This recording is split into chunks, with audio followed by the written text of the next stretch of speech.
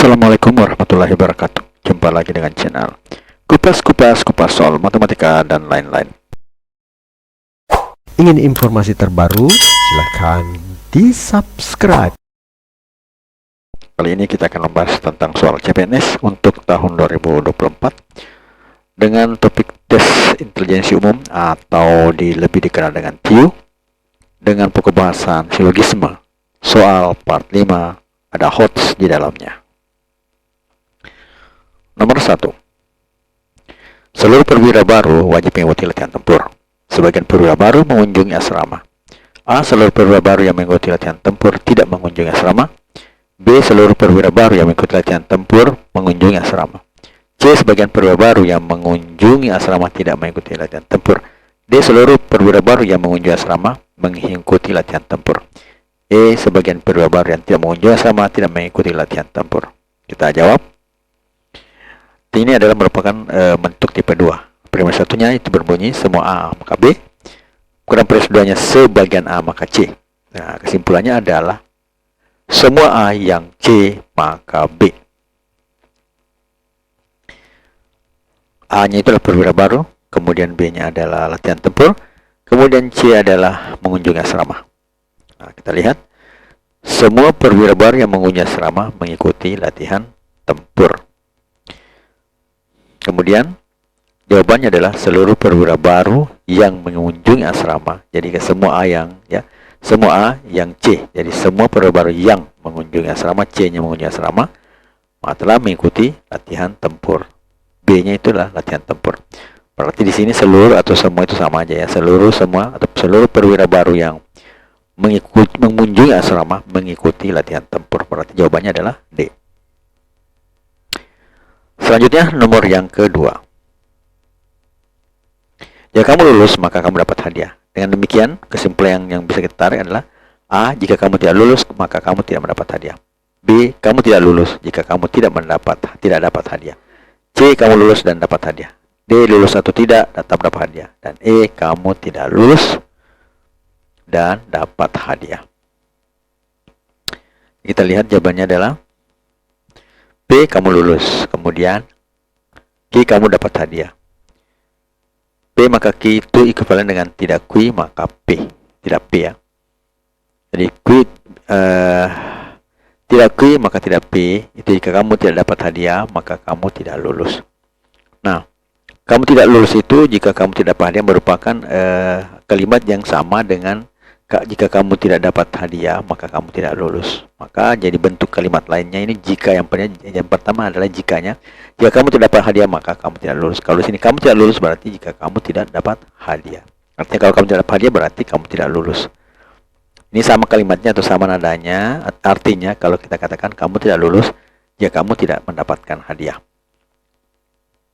Jadi jawabannya adalah B. Kamu tidak lulus jika kamu tidak dapat hadiah. Selanjutnya nomor yang ketiga. Semua peserta didik bersepatu, sebagian peserta didik berjas. Nah, ini apa kesimpulannya? A. Sebagian peserta didik bersepatu tapi tak berjas. B. Sebagian peserta didik berjas dan bersepatu. C. Sebagian peserta didik bersepatu dan berjas. D. Semua peserta didik berjas dan berjas. Jika bermanfaat, mohon di-share ya.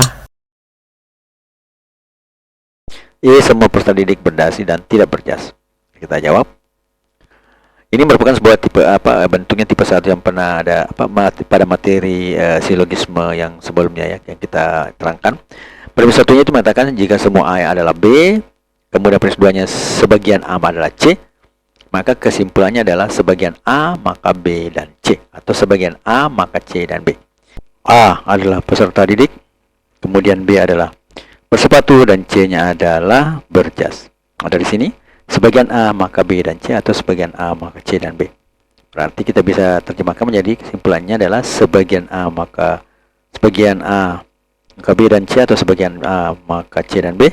Itu berarti sebagian peserta didik bersepatu dan berjas. Bisa juga dikatakan sebagian peserta didik berjas dan bersepatu. Nah, dari sini kita mungkin bisa melihat yang mana sebagai jawaban. Sebagian peserta didik berdasi dan berjas. Sebagian peserta didik berjas dan bersepatu. Nah, berarti jawabannya adalah B ya. Sebagian peserta didik berjas dan bersepatu. Kemudian kita lanjut lagi untuk nomor yang keempat. Yuni dan Yani selalu makan bersama pada pagi hari. Yuni sedang sakit. Kesimpulannya, Yani sedang sakit. B. Yuni dan Yani sakitnya sama. C. Yuni dan Yani tidak makan bersama. D. Yuni dan Yani tetap makan pagi bersama. E. Tidak dapat disimpulkan. Nah, kita jawab. Premis 1 itu Yuni dan Yani selalu makan bersama. Kemudian premis 2-nya Yuni sedang sakit.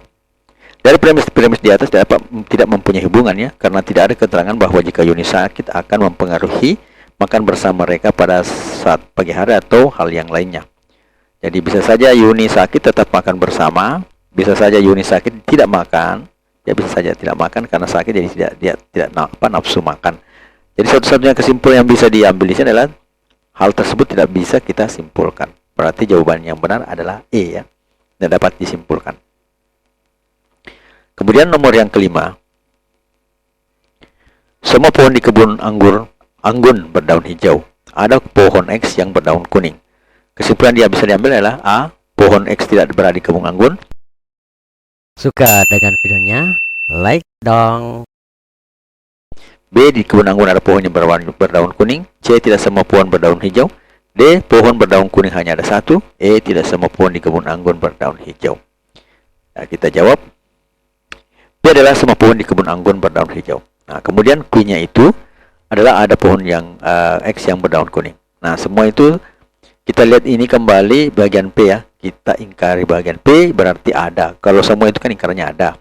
Pohon di kebun anggun berdaun hijau berarti ada pohon X yang tidak berdaun, ingkarannya ya, tidak berdaun hijau. Namun di situ dikatakan semua pohon di kebun anggun berdaun hijau berarti hal ini tidak P itu bisa dikatakan bahwa pohon tersebut ada di luar kebun anggun. Karena semua pohon di kebun anggun berwarna hijau dan tidak ada warna yang lain.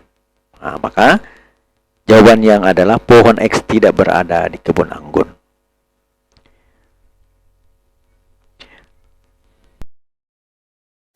Ingin informasi terbaru? Silahkan di-subscribe.